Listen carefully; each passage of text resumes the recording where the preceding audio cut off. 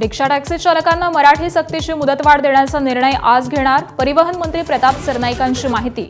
तर मराठी बोलणार नाही हा माज खपवून घेणार नाही, सरनाईकांनी ठणकावलं. परप्रांतीयांची दादागिरी खपवून घेऊ नका, मनसे अध्यक्ष राज ठाकरेंच्या कार्यकर्त्यांना सूचना. मराठीला विरोध करणाऱ्यांविरोधात ताकदीने उतरण्याचे मनसैनिकांना आदेश. बुलढाण्यात आज संजय गायकवाड यांच्या घरावरती मोर्चा काढणार प्रकाशक प्रशांत आंबींसह डाव्या पक्षाचे आणि शरद पवारांच्या राष्ट्रवादीचे कार्यकर्ते सहभागी होणार.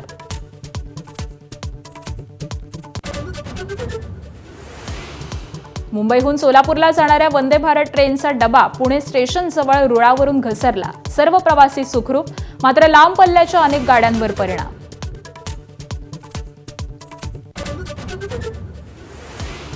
भाजप नेते किरीट सोमय्यांचं मुंबईतील घाटकोपर पोलीस ठाण्याबाहेर 12 तास आंदोलन.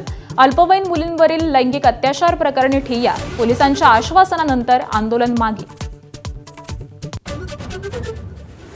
2019 मध्ये कणकवलीत सरकारी अधिकाऱ्यावरती चिखलफेक प्रकरणी मंत्री नितेश राणे दोषी. नितेश राणेंना 1 महिन्याच्या कारावासाची शिक्षा, तर शिक्षेवरती स्थगितीसाठी राणेंची उच्च न्यायालयात धाव.